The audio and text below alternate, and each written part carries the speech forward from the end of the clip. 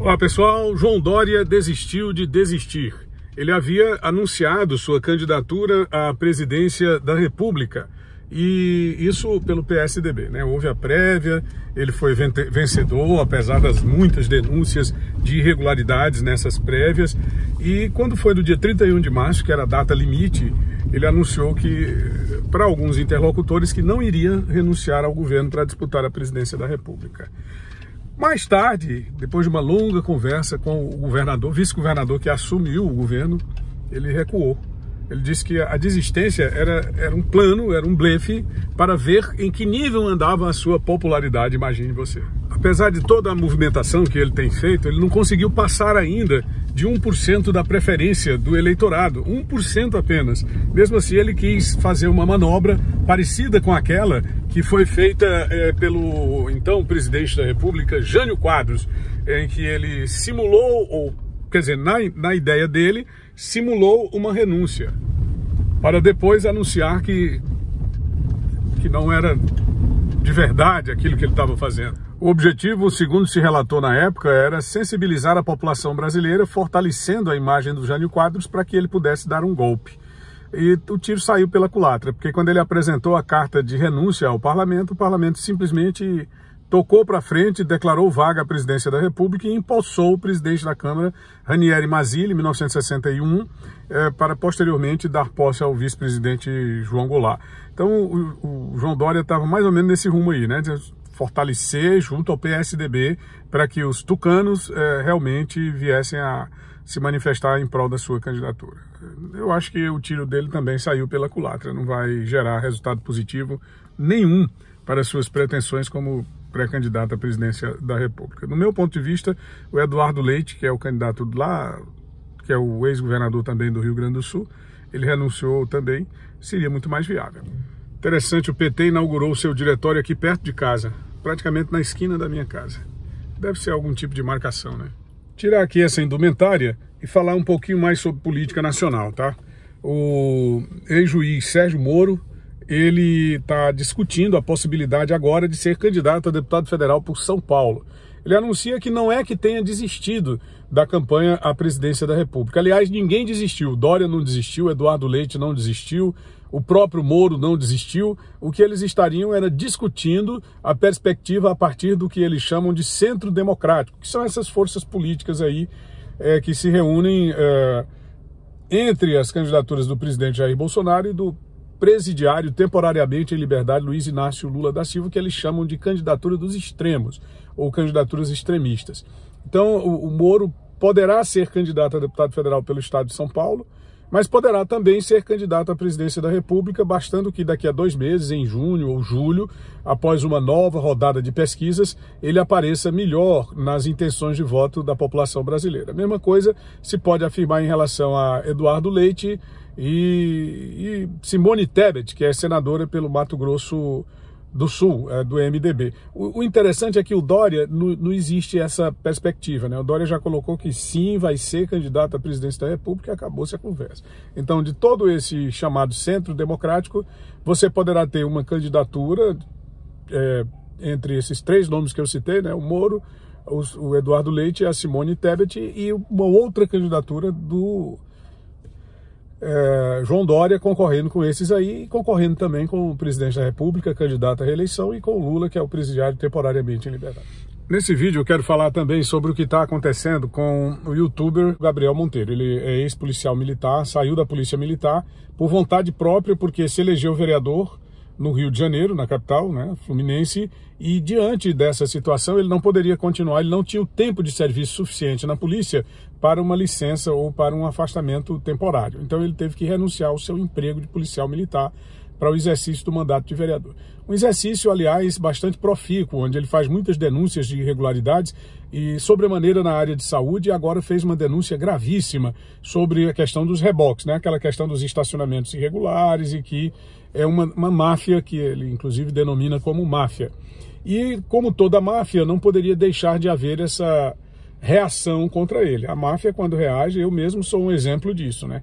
fiz muitas denúncias ao longo da minha vida como jornalista, como vereador, e fui bastante perseguido, muito prejudicado pela força dos esquemas de corrupção aqui do estado do Piauí. Então, o esquema de corrupção do Rio de Janeiro é incomparavelmente maior do que qualquer esquema que você tenha no país inteiro. Então ele mexeu com um vespeiro do tamanho do mundo, o Gabriel Monteiro. E a partir daí começaram denúncias contra o seu mandato. Denúncias de abuso sexual contra servidores do seu gabinete, denúncias de utilização indevida de servidores para a produção dos vídeos que ele coloca no YouTube, denúncia de que o vereador não deveria utilizar a sua situação parlamentar para gerar recursos para monetizar no YouTube. Até isso eles estão querendo fazer uma lei para prejudicar o Gabriel Monteiro, que com certeza vai prejudicar uma quantidade muito grande de pessoas aí pelo Brasil afora. Então é lamentável o que estão fazendo com esse rapaz. O Fantástico dedicou 14 minutos, veja bem, o Fantástico, 14 minutos de reportagem, e os jornais do sistema, portais do Sistema Globo, vêm fazendo reiteradamente campanhas, repercutindo também nos outros meios de comunicação, porque se você se lembra, esse pessoal do crime, eles têm porta-voz, né? Eles fizeram um consórcio de imprensa para repercutir, para reverberar as suas afirmações. O detalhe é que o Gabriel Monteiro é um vereador vinculado ao presidente da República, vinculado que eu digo, ele segue a liderança do presidente Jair Bolsonaro. Pode-se dizer que é um vereador bolsonarista, já que é assim que eles tratam essa questão aqui no Brasil hoje. Então, pessoal, é muito complicado agora para o futuro dele imediato. Ele tem reagido bem. Então é uma campanha e a pessoa vai se defendendo como pode, né? Vamos ver no que vai dar, como é que vai se desenrolar isso aí. De todo, eu quero dizer de já que acho profundamente lamentável o que está acontecendo com ele. Pois é, pessoal, eu estou terminando esse vídeo já aqui dentro de casa para citar as declarações do ex-ministro do Supremo Tribunal Federal, Marco Aurélio Mello. Ele aposentou no ano passado e reclamou da intensidade com que o ministro Alexandre de Moraes investe contra o deputado Daniel Silveira, deputado do Rio de Janeiro, que é bolsonarista, mais um bolsonarista na mira, né, na mira do tira. Pois bem, o Alexandre de Moraes estaria indo muito fundo, estaria pisando muito fundo no acelerador, de acordo com o ministro aposentado Marco Aurélio Mello. Marco Aurélio Mello disse que, inclusive, é humilhante um deputado federal ter que usar uma tornozeleira, e ele considera que não vê nenhum objetivo nisso. Qual é o objetivo dessas medidas, de todas essas situações que são impostas pelo Alexandre de Moraes, que impôs a tornozeleira, como o deputado se recusou por entender humilhante, por entender sem sentido, ele mandou bloquear os bens e fixou uma multa de 15 mil por dia de descumprimento, um verdadeiro absurdo. O ministro aposentado, Marco Aurélio, disse que o inquérito das fake news começou errado, portanto começou mal, e como tudo que começa errado tende a terminar também errado, terminar mal. Isso aí, na verdade, é uma lei, né? Eu lembro sempre o seguinte, tinha um colega meu, vereador, que chamava, que tem um grupo musical, Os Raimundos, e aí ele disse, olha, de acordo com os Raimundos, aquilo que começa mal, termina mal. Na verdade, isso aí é a lei de Murphy. Murphy foi um oficial da Marinha norte-americana que gostava de escrever nas horas vagas as suas frases, e ele colocou o seguinte, Henry Murphy, né? Ele dizia o seguinte, que aquilo que começa errado, certamente terminará errado. Esse inquérito das fake news teve como primeiro alvo a revista Cruzoé, é importante lembrar, que denunciou a história lá do amigo do meu pai envolvendo Dias Toffoli e o pessoal lá da Odebrecht, a empreiteira Odebrecht, aquela questão do Lula, né, da corrupção, que depois eles trataram de desmanchar. Esse Brasil é um país difícil, né, pessoal?